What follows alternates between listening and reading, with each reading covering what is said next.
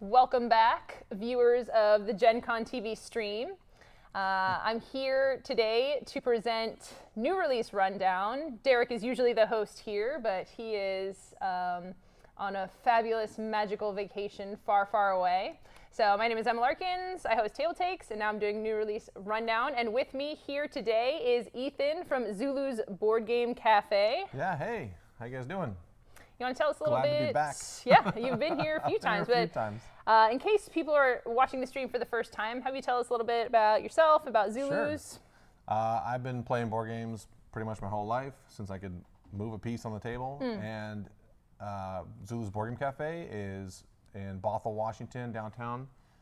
And it's all about like food, drink, games, and just having a good time. Like we sell an experience, you know what I mean? It's not like a typical come in and here's walls of product and buy something or get out. Yeah. It's come, sit down, have fun, and if you like the game, you can take it home with you, basically. Yeah, so you got to try before you buy. Yeah, and there's board games, Magic, D&D, all like everything. And one of the things we were talking about before the show is the expertise too. So that's one of the things we like to showcase on this show.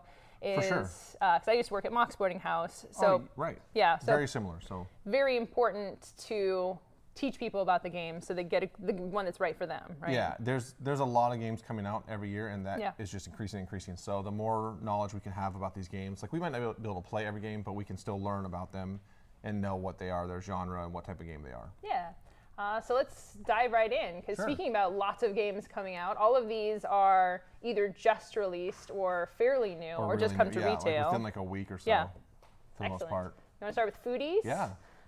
This one, I just have to say, like I'm gonna put it here on the camera to see the art, and then I'm gonna move the box around if that's okay.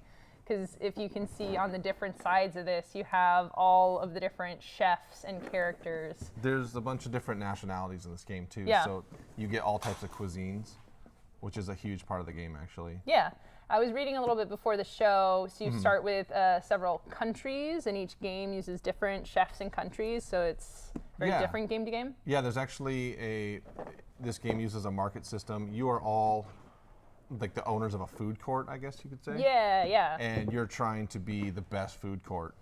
And so this is your little food court board. It's nothing super fancy, but you will place different types of cuisine on these spots, right? Yeah. And they're also numbered so that when someone rolls the dice, everyone collects rewards. So like the 5 is the best, you get 2 money when a 5 is rolled, and everyone will get that money. Yeah, so it's got a little Machikoro vibe to it. A little bit, but then you will replace them with these here, and then that will change your reward. Yeah. So once you've put them on your board. It's like a 9, you get nothing right now. Yeah, And the 4. But that will change as you go. So that's building your food court. Yeah, just looking at the pictures of this and seeing this fantastic art. I love food games, and it just makes me hungry. Yeah, absolutely. Right? We got, I don't even know what's happening in this picture, like a poutine or something.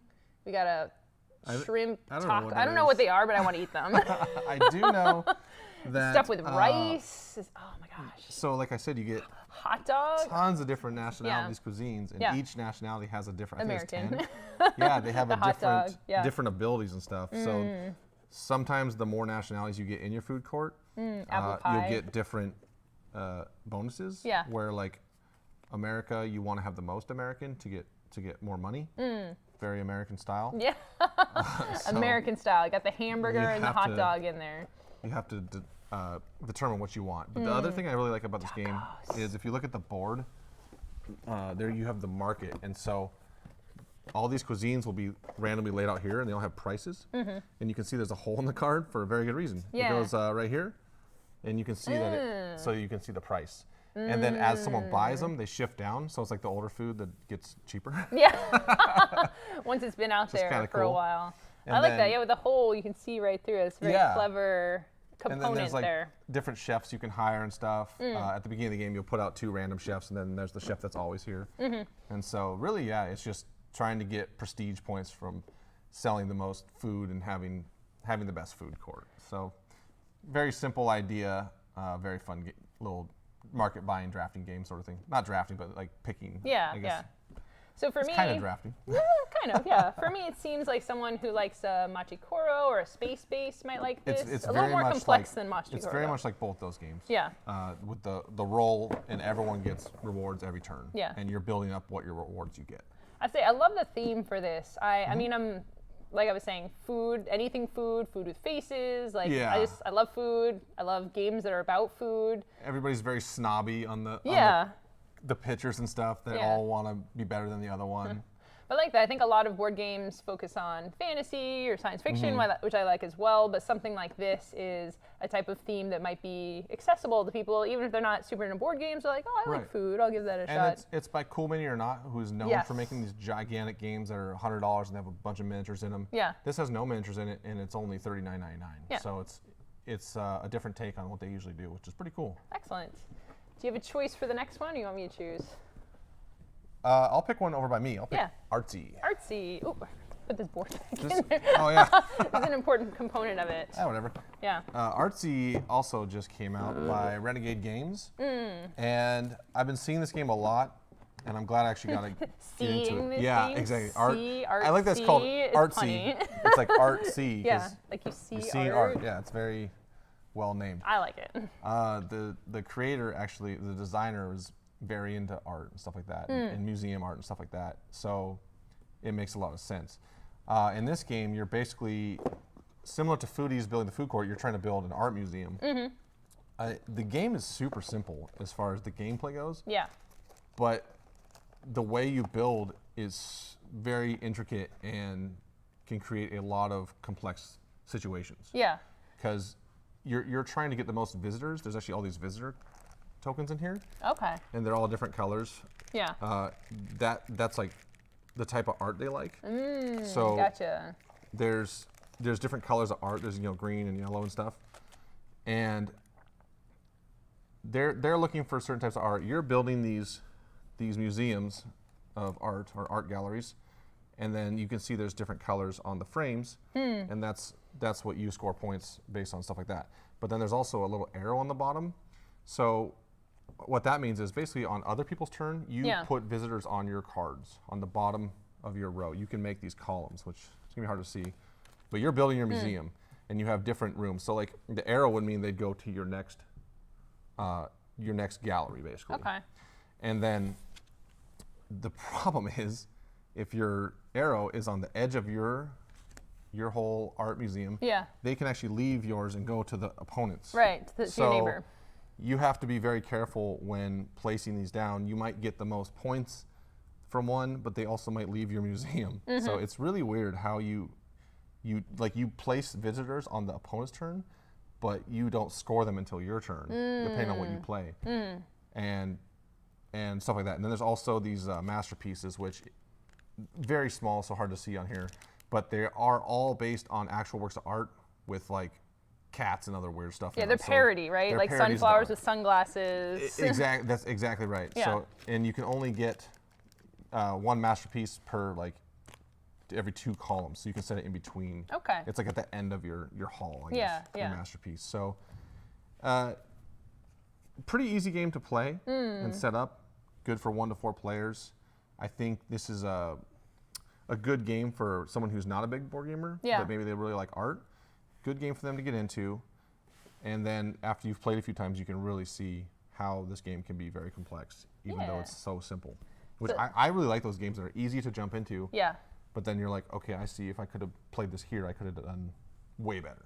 Yeah. It's very thinky, abstract strategy layout. So if you're the kind Absolutely. of person who can kind of see ahead a little, or like kind of plan your routes, but then you don't know what's going to happen from turn to turn. So you're not like, it's not like chess where you need to think 10 turns in the future. But you do need to worry about what your opponents are doing. Okay. And you can look at what they're doing to determine what you're going to do.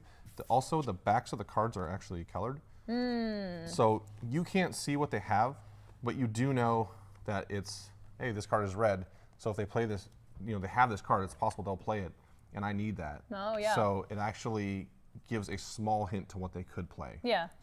Out of the 4 colors you're allotted. So, I don't know, kind of a cool game. Yeah. And worth picking up. Yeah. It's got great style to it. Or at least come demo it at Zulu's. Yeah. And I I appreciate. Which, by the way, you can demo all these games at Zulu's. Oh, actually, so, yeah. You see, they're open. These are the open copies. Other than these exits, I'm not opening. Yeah. but those are one-time use. People have asked that before. They're like, "Can I try out that game?" It's like, no. You tear it up and you ruin it. Because no one else can try it out. Yeah, that's kind of the rub on those games. And I've been impressed by.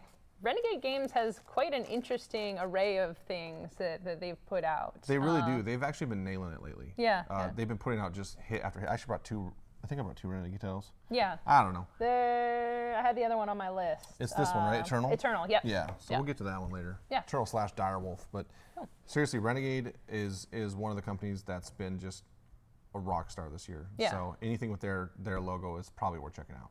And again, very impressed by the theme. It's kind of a non-traditional. There aren't a ton of games like this. So if you have someone in your life who just likes art, you can get them into it with like, oh, this is a simple game that's art-based, and then it actually is simple. I want to play a game with my wife or my parents or my kids or something that's there's no combat. It's not totally about like screwing each other over or doing cheap moves. It's more about just having fun and creating something cool. But still interactive, because a lot of the games will be critiqued for being multiplayer solitaire, where you won't necessarily have anything to do with your opponents. Which some people like games like that, but it's nice you have to care and think about what everyone's doing. I do like games like that and Foodies, because you're doing something on everyone's turn. Yeah. And you're thinking about what's going on, as opposed to just, okay, my turn's over, I'm gonna wait 5-10 minutes and then I gotta go again. Right. So you're always interacting, which I think is very important in board games today. Yeah, especially it's a very modern design aesthetic to it. Absolutely. All right, so that is ArtSee. You want to hop into Era? Okay, sure. This is one that I actually got to play at PAX. Yeah. At the first look area?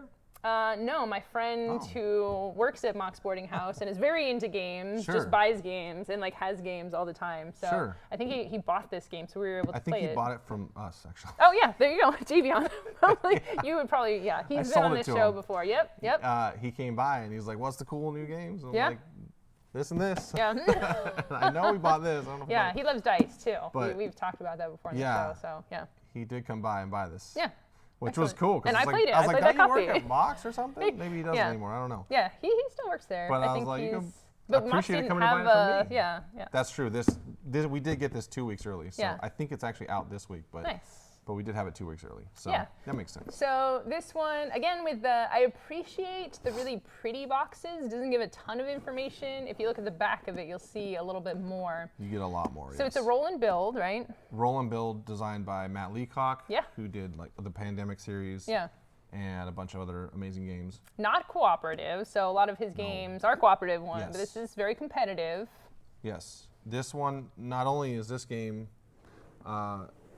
it's a new game, but I was watching some things about the designers, and it's actually based on Roll Through the Ages, and it has some similarities.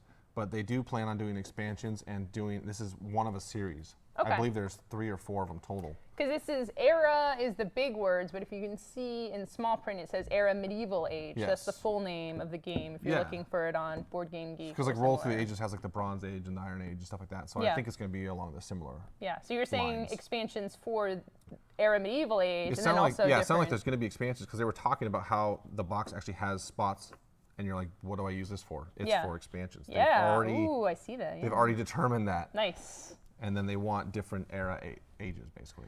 So I did get to play this game. I will say my one important thing to note is it's a fair amount of teach and setup. Like once you get into it, it's very smooth, and it's not a long game to play. Right. But figuring out all of the details at the beginning of it can take a little time.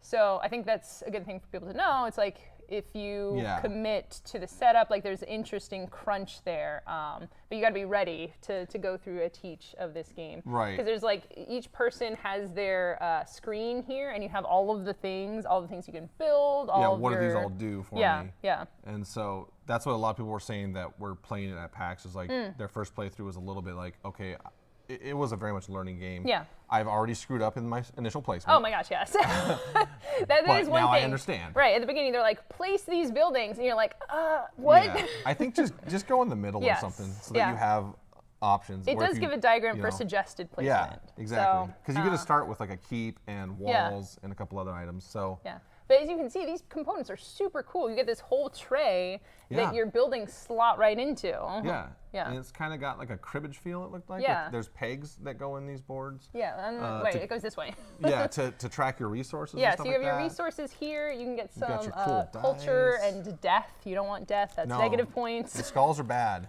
You can actually attack each other, I believe, and raid each other or something like that. Yeah, so the way You can mess up their buildings. it's got like a Yahtzee-ish die roll here. So on some of the dice, you'll have skulls. Yeah, super cool dice. All the dice have different types. You start Treasure with chests, some. shields, swords. Yeah, and then you hammers. get more over time from building different buildings. And then if you get skulls, it can have negative effects for you. And also, if you get more skulls, you can actually kind of attack other people. So you can go into Yeah, I think it's like 1 or 2 is bad a little bit. 3 is good because you can mess up an opponent. But then after that, it gets really bad. Yeah. So you want to hit that sweet spot of 3. Right. So I kind of like that because it's not like skulls are completely bad. You want to hit a certain number, but if you go over that number, it's really bad for you. Right.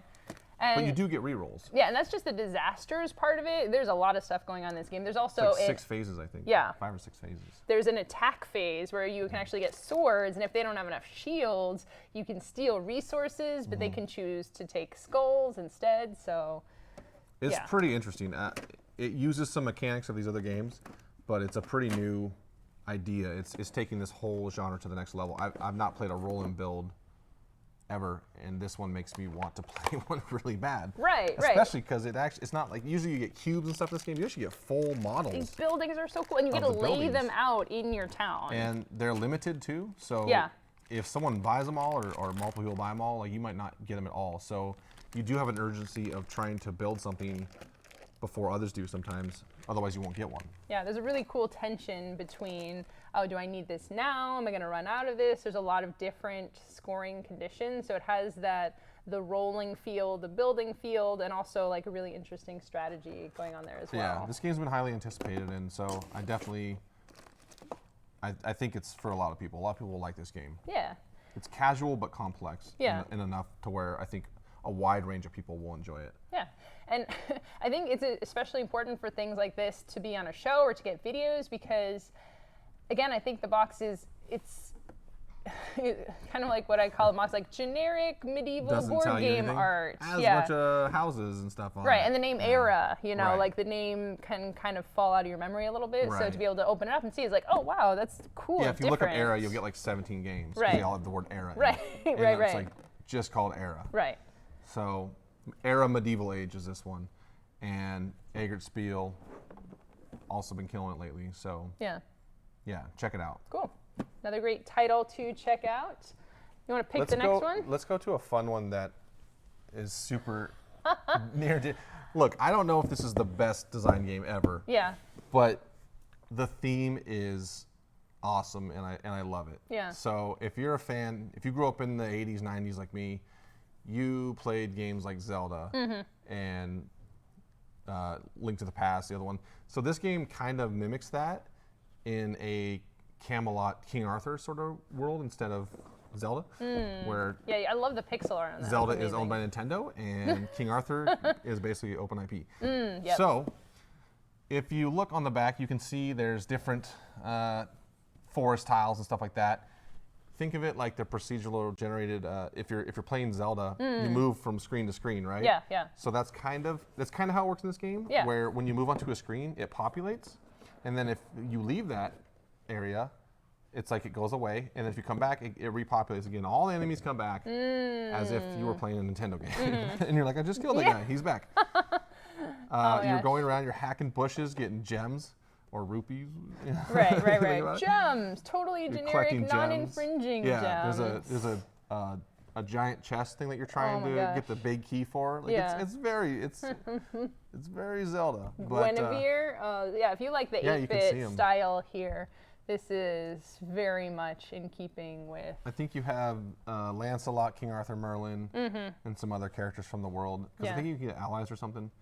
But Yeah. literally, and then you have dice with swords on them and magic and stuff like that. So And enemies and all sorts of bits. this one I was just watching videos on. I really want to play this. I actually just picked this game up at PAX from Catalyst, who had a booth right next to us. Oh, and nice. They were showing off their Battletech and Shadowrun, which, by the way, we have Shadowrun 6th World. Ooh. It doesn't come out till October. Just a quick little thing. Yeah. Oh, you can get it from us? Yeah. Very nice. Super Camelot was another game that they, with Lynn Vander Studios, actually created this game, and Callus is publishing it. And so this game just caught my eye, and I'm like, I love 8-bit, I love Nintendo. Yeah. Gotta have it. I've been really fascinated by these digital, physical crossovers that have been happening lately. The Shovel Knight Kickstarter. The Shovel Knight Kickstarter. That they have. There was the Sonic board game that came out recently as well. Actually, and that's something, if you don't mind me saying, we actually back Kickstarters at Zulu's, and Shovel Knight's one of them that we backed. Oh, so, excellent. If anyone wants to know more about that, I'm not going to go in great detail, but you can email zulusgames.ks@gmail.com, and I'll give you info about how that works. But you can actually buy Kickstarter titles to us. Say you missed out on the Kickstarter, you maybe didn't have the money at the time, whatever. Yeah. But it helps because you can go through us and actually not have to pay shipping because you just pick it up. Oh, wow. So it works out really good. Because you can back at a retail level for those games? I basically back at a retail level. I buy X amount of copies, and I get a discount, and then I can save people on shipping and stuff like that. Yeah. So, and sometimes give them a little more depending on what happens. But yeah. And presumably you know a little, like you do a little research about them and have a good sense about... Like we're backing high quality games. Yeah. It's not like Jim down the street wants to make a game. Right. If he comes into my store, I'll help him out. Poor Jim. Yeah. But no, we're backing like high quality games that people very much want. So. Yeah. And you can also recommend games too. So yeah. Absolutely. Cool. That's super cool to know. And that was ZULUS games. Yeah. .ks at gmail.com. At gmail.com. Yep. Excellent. That's super cool. Yep. So Super Camelot. That's that one. Let's grab one from your side. Die Hard. Die Hard. Yeah. Take turns here. I have to say, I am of the camp that Die Hard is the best Christmas movie. Thank you. Because we may start a war right now, but it's a Christmas movie. Even the director said it's a Christmas movie. I'm spreading the good word. I've seen the movie so many times. I will watch it so many more. One Someone's of my favorites. out there right now going, it's not a Christmas movie. Not a Christmas movie. It's a Christmas movie. Dude, just because Santa Claus isn't like the main part doesn't mean it's not Christmas. Right. The spirit of good versus evil triumphing. I don't know what Christmas is about. So, again, going back to, what, 90s or whatever when this came out? Yeah. I can't remember if it was late 80s or 90s, but iconic action movie of its time has finally been put into the board game genre. Yeah. It's taken a while. So you can actually play as John McClane. Yep. And you're trying to take down Hans Gruber, and everyone else plays as bad guys, basically. Thieves, they call them. It's, I'm going to flip this over in a second. It's got custom sculpted figures, and they're a little stylized of the characters. Totally open it up. I will definitely do that. Because I want to show people the board. The board is actually very interesting, because this game goes through 3 acts, which is essentially going through the movie. And the board actually, so here we go. So this is kind of the art style. It's all silhouette. Yes. If you take out the board here, the instructions. So it's like, boom, board. You flip it over. This is Act 1. And you're like, okay, this is the board. And then you're like, why is it so thick? You don't want to open it up yet. But once you get to Act 2, you open it up. And then this is the Act 2 board. Oh, wow. And then Act 3, and then you get like, the whole thing. Oh, that's amazing. That's so clever. I've never seen that before. Yeah. So I love that. It's a very stylized game. Yeah. It kind of reminds me of some old PC games in the 90s with like silhouette style art.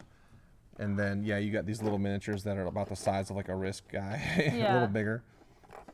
Yeah, I can't even get them out. Yeah. They probably won't be able to see them on camera, but there's minis, characters that are in here. And then you get like objective cards that have cheesy quotes from the movie, like take this under advisement, jerkweed.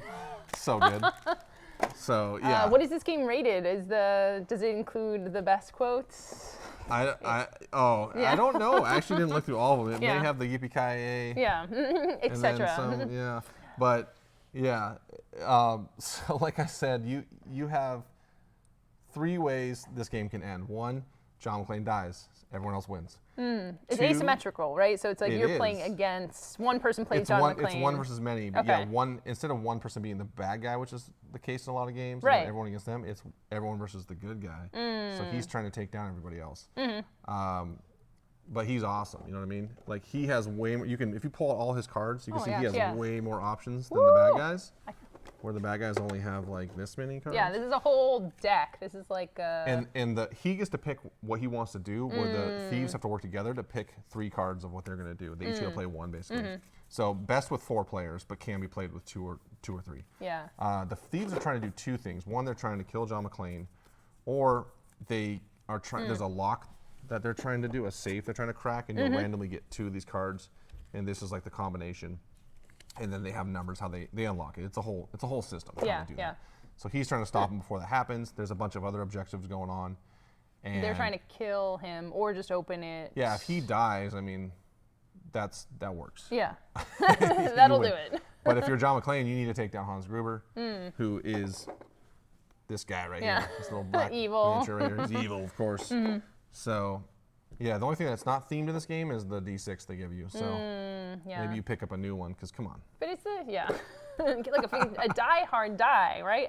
Die Hard. There's even a company called like Die Hard, and they make amazing dice. Yeah, they needed a Die Hard dice from Die Hard. Yeah, but appropriately priced. It's only like a $45 game. Just looks like a bunch of fun. I mean, if you're a fan of the movie, you should play it. Other than that, who knows? But I have to say, happened. I want to play this game. I would feel kind of bad playing as the bad guys, especially if we won. Like undo. It's like I had fun. I did it, but with the bad guys, it's a good bad. It's a complicated emotion. Maybe you have some more maniacal, evil friends who want to be a bad guy, and now's their chance. Yeah, and then you get to be John McClane and try to take him down. Yeah, now that and you can say all those quotes at your your party. You can do that. You just can't do it here. Now that you put it into words, maniacal evil, that does sound quite fun and quite enjoyable. How often are you going to be the bad guy? I know, and right? not get arrested. Yeah. This is how you can take those sick fantasies you're playing in the game. Play them out here so you don't play them out in real life. The board game. And I have to say, too, again, IP games, right? Games themed around intellectual properties. Yeah. Having a resurgence, good games, too. I was looking this up on Board Game Geek. It's pretty well rated. That's a big thing that's been great, is usually these IP games of the past are like really cheap, cheap components. Yeah. They're just like, hey, a new movie came out, let's jam this out. Where these are made out of love. Someone loves this movie so much, they're like, let's make a board game. It's never happened. Yeah. And I think that's why you're getting something better. Yeah.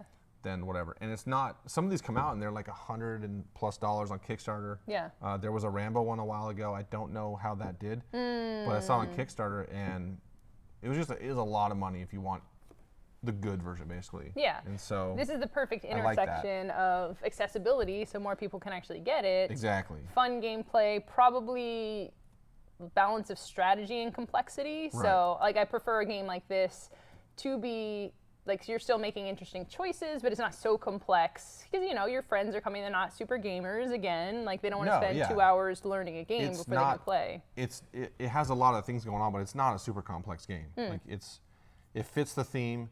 There's a lot of cool sneaking around as John McClane. Yeah. And trying to do Hidden evil things as movements. thieves. Yeah. A little bit of that, yeah, because you can actually sneak past the bad guys as John McClane. Nice. And they cannot do that to him. It reminds me. I don't know if you get a smash through a window. I hope so. Super iconic scene in the movie, so it's on the cover of the game. It reminds me also, Jurassic Park Danger is another great IP game that came out recently that I actually got to help test. Really? That was Forrest Brazan, who's now owned by Funko. They're local. They design a lot of the IP games. But yeah, very impressed. We're also getting a lot of games like Super Camelot and like maybe Dinosaur Island that are based on other IPs. Yes. But they've created their own thing. So. Oh my God, Dinosaur Island! It's like. There you go. It's so even just like their little DNA person, the fonts. I'm just like, wow, this cut it really close to that other. Sometimes those do better than the ones that are themed. Yeah, yeah. So you never know. Again, I mean, people. They care. If you're playing a game, it has to be fun, right? It has to be well designed. That should be the number one idea behind your game. Yeah, you might buy it because it's an IP, you love the property, right. but like you still have to sit down and play it. Right, exactly. All right, you want to hit up Black Angel, or you want to start with Eternal? Let's do Eternal. I'm going to say Black Angel for last, not just because it has so many pieces. I want us to be able to take it out and show everybody. That's fair. That makes sense. But Eternal is a a quick one we can go over, which actually is a really cool idea, and I can't wait to play it because I was researching this game, and essentially, if you like games like Magic, so first of all, okay, Eternal is a digital card game by Direwolf, and it's similar to the way Magic the Gathering plays. Yeah. So it started out digital. Yeah. So if you played games like Hearthstone or anything like that, yeah, Eternal is in the same realm of it's not like Hearthstone, but it's a digital card game. So Eternal's a digital card game, and then they also make Clank, which is a deck builder game.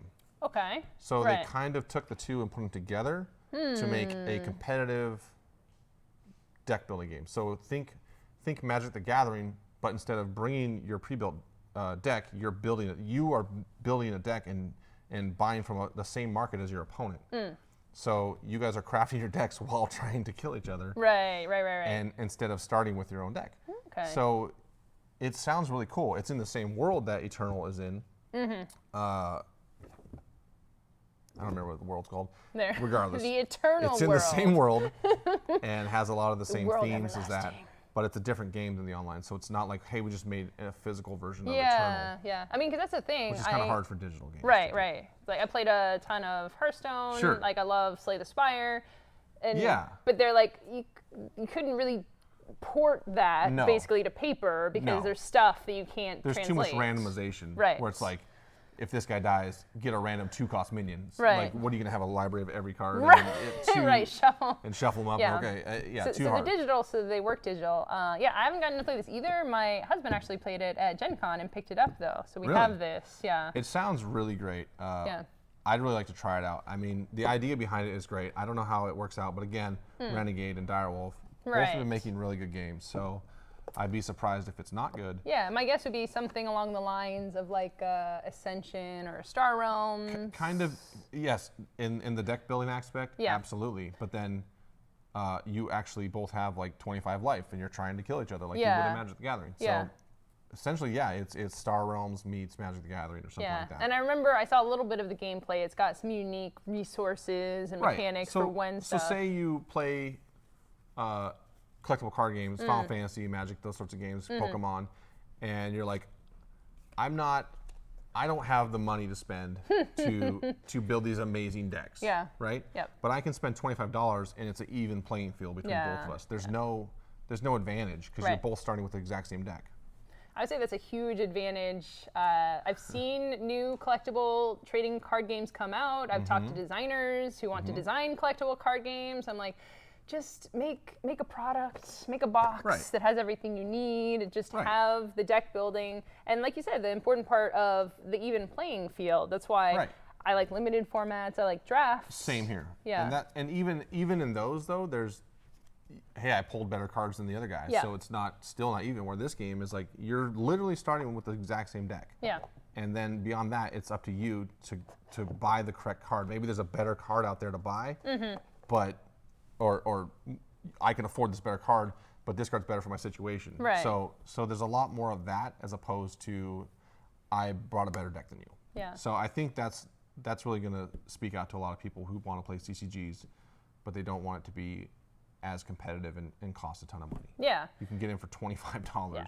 Amazing, great price, great style, even size, form factor. I mean, this would be For sure. something that you could throw. I mean, this is almost the size of like 3 deck boxes or so. So this is Yeah. like not that much more than bringing a couple of deck No, boxes. you could to, transfer into deck boxes too if you Yeah, want. yeah, you yeah. know? So that's a lot of people like to just take it out of the box, put it in a deck box. You know, like put it in their Right. backpack pocket if you have really big pockets.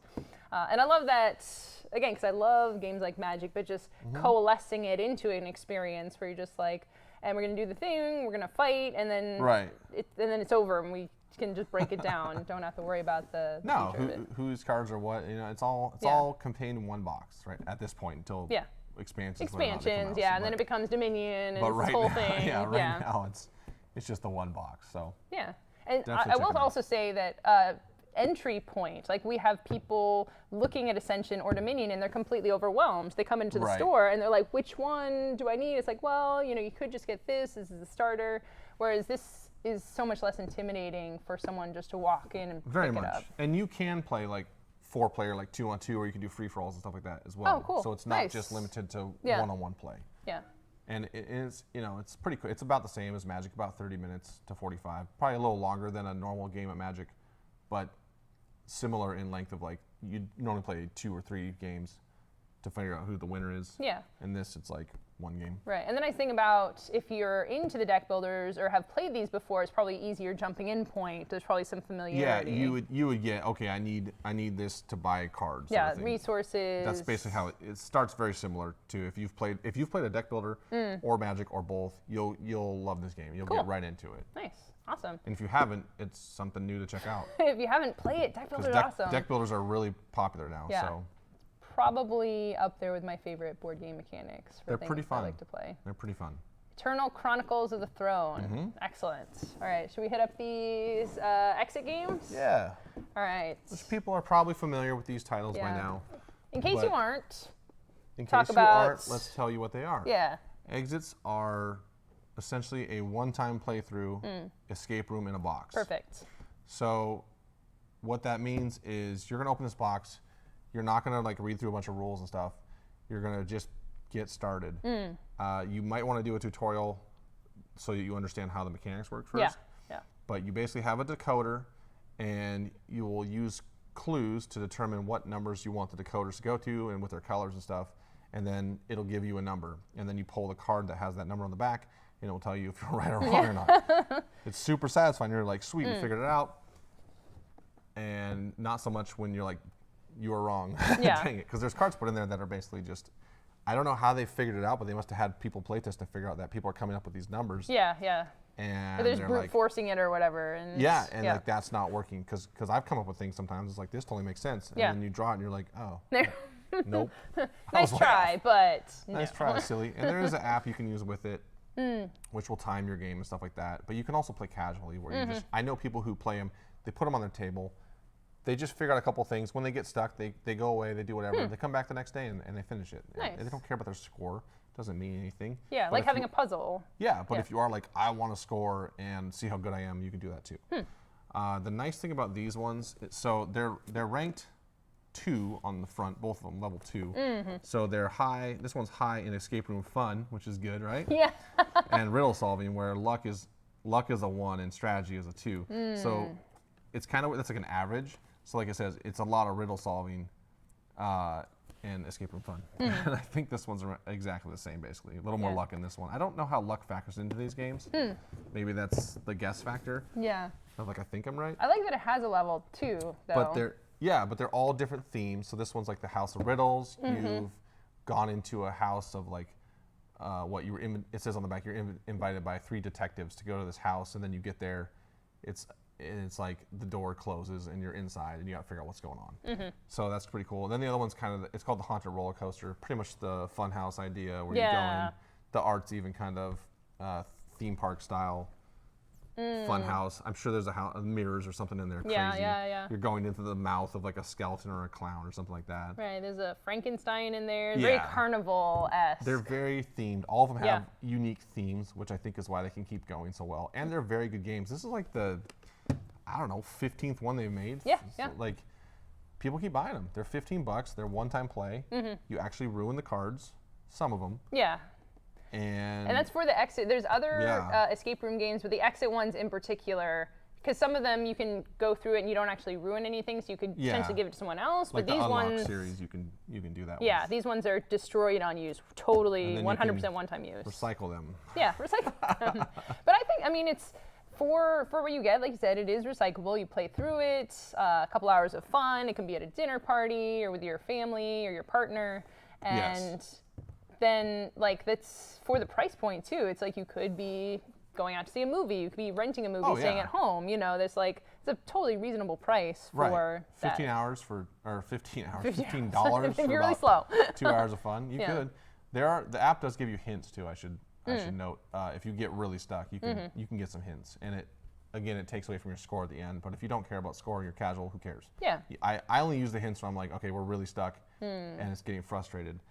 And my wife's about ready to quit, so we're going to use the hint. And that is, again, for people who are more casual gamers or just don't really play games, this is the thing. It's like, oh, we're not playing a board game, just like, oh, it's just a clue. Like, we have this decoder, and it can be a great way to have fun with people without, again, very formal setup. Here's the rules. Like, I love the dive right into it. You can also get a lot of interaction between if you play with a bigger party of 4 or so. It says 1 to 4. You could play with more, but I think beyond that, you might have too many opinions. Yeah.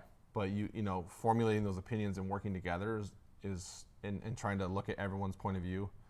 You're gonna do better than if you're like combative and like, don't do that, because that's probably how I would be when I've played these. Right. But yeah, you want to. It's not always just super obvious. Oh, hey, there's a red number here that says 4, and then you grab the card 4. It's not that easy. You have to kind of think outside the box. To use a common phrase, yeah. And I love escape rooms. Like, I've had so much fun doing them. Absolutely. But it can be a lot to like. But maybe you're claustrophobic and stuff. Right. And you don't, right. Or it takes a lot of time to don't plan, have get everyone $45 together. to go Yeah, play. $45 per person sometimes. Per person, yeah. Yeah. Which is a cool experience, and you should totally do it. Yeah. But next best thing. To feed your hunger in between physical escape rooms, the box is great. Yeah, if you have played them, then here's more for you. If you haven't played them, you should be playing them. Yeah, and you can start anywhere too. So you don't need to start at the beginning. They're just all start. Their own, they're all their own adventure. Yeah. They don't link together or anything like that. Perfect. And great gifts too. We talked about table takes, not quite gift season necessarily, but if you are starting to think that way, stocking stuffer, just people you don't know very well. You can always just give someone a gift. Right. And say, thanks for being my friend. Yeah. Thank you, friend. I bought this at Zulu's Board Game Cafe. Yeah. Or Mox Boarding House. There. But probably Zulu's. Probably Zulu's. You're not affiliated with Mox anymore, right? All right. There's the exit games. Excellent.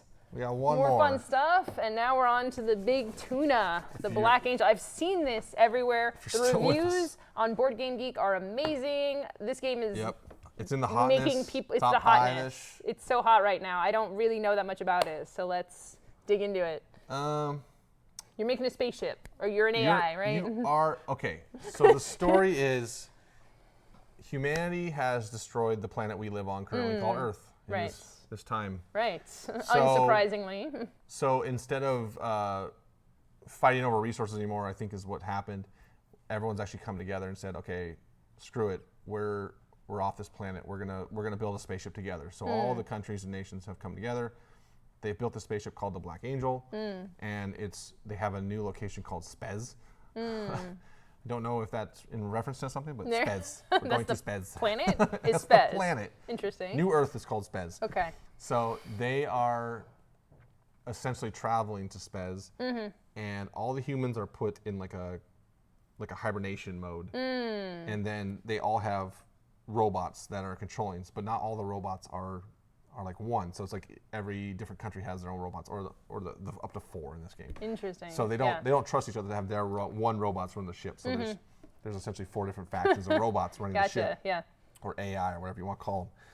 And so let's see. Let's flip it over because it's upside down. Yeah. I don't know if you want to pull it out. You're more than welcome to. Yeah. I'll start pulling This some game pieces takes out. place across 3 boards, and one board is essentially the Black Angel's movement board, which, if you want to bust it out, we can show people how that works. There is your own player board where you get tiles and stuff. You place tiles, and then there's the Black Angel like inside the ship and all the operations going on in there. So these make the ship. These like stack up, I guess. So kinda. So if you put these together, you can see these boards that are actually double-sided. Yeah. They go together, and I think it's about 6 of these. I think it changes depending on how many players you have. But you actually have a piece of the Black Angel. Here it is. Represents it. Boom. Oh. There's sits on there really well. Was this on Kickstarter? Or is this I don't think so. I think it's Pearl Games. This is what we usually through call Asmodee. a capital K Kickstarter board game, but Yeah. it was not on Kickstarter, so just There's a big Spez. game. This is actually backwards. This goes this way. And it falls off really easily, apparently. Technical difficulty, folks. Please stand by. Do we have one Oh my of those? gosh, who has the glue? Okay, so kind of the cool thing about this game is this is, other than This the is high space. theme, this is what space looks like actually. Yeah. Especially Like if you're on a lot of trials. The whole style is very retro. Space whales or something. Future. I don't even know what this thing is. Neon. Yes. Super cool. Yeah. So, or you just hate it, but I think it's super cool. I like it. There's actually actions on this board where you'll place cards out. You'll have your robots. One of the things you can do is have them put like rewards out here, and then they'll be in front of the ship, and then everything behind the ship is what you can actually do. And so every turn, it gets one spot closer to Spez, and then whatever's on this board is gone, and it moves in front of the ship. And so that's simulating your traveling. So it's like one of those old games where you're not moving, the background's moving, but you're actually in the middle. Scroll. Yeah. Back in the day, they used to do that. Right. So that's basically how that works. And then like I said, things get put out here. You're grabbing them, and you're getting closer to Spez. One way you can end the game is reach Spez. Yay, we got there. But how do you reach it if the board keeps moving? Eventually, it stops moving. Okay. It's not like carrot in front of the We're horse. on an infinite Never treadmill. get there. Yeah, there's actually like a turn limit or something like that. Okay. And then, so there's that board, and things are happening there. There's a main board, which is inside the Black Angel. Camelot. Yeah, put that over there. those don't wanna... help this game one bit. If you're reading these rules, I don't understand this game. Where are the green pieces? You are screwed. Oh my gosh, the backs fit together, maybe? Oh yeah, for the different thematically. Everything. So here's the whole. Oh my picture. gosh, Like, wow. So this is inside the ship, and this is where your droids are mostly at. Although you can send them out here in these little pods or whatever. And this is where the dice rolling happens. You're collecting. You're doing something. You take an action. You're getting a reward. Yeah. So we're talking about a little bit of resource management, tile placement, action taking sort of stuff. I'm not going to put it all out there, but you'll have little droid dudes or AI guys out here, dice. You can see all these weird things on here. It's like, oh, if you do this, you get that. What does that mean? I'm not going to go in that depth. Yeah. You can find out for yourself. It's kind of one of those games where it's not hard. Like the idea of the actions are very easy, but there's 10 million things you can do. There's a lot of you also have this. Right, your own player board, Your right? own player I'm board. guessing. So you're doing things here. Yeah. Here and here. Resources and cards. And what you do in one spot can affect the other boards as well. Right. That's what's complex about it. This is how you can tell, okay? If you have a bag in your game that has other bags inside that bag, then you know that this is going to be a lot of components. There's a lot going on. An experience. And on the box, it's one of those ones that's like 60 to 120 minutes. Yeah. You're like, maybe if you've played, it's a 2-player game and you've played like 10 times before. Yeah. You're saying first time with the teach is probably like 3 to 4 hours. If you've played board games, you know that they fudge the numbers a little bit. Yeah. It's like if you're a professional, you can play this game in 5 minutes. Right. But realistically, it takes you 3 hours. Man, these double-sided player aids. Yeah, your first time, you're looking at more like a 3-hour game, 4-hour game, because there's so much to learn. But then once you do understand the game, you can do it in 2 hours or less. So I've had people come in and have the exact experience. They've played through it 3-4 times now. The guys from the Board Game Alliance, BJ's Geek Nation. I don't know. Yeah. Some people might know them, but they've played this game many times. And the first game was like 3-4 hours, and then after that, they were like, "We love this game, and we're getting it now." Nice. So it has their approval. I'll tell you that much. Cool. And they play a lot of games.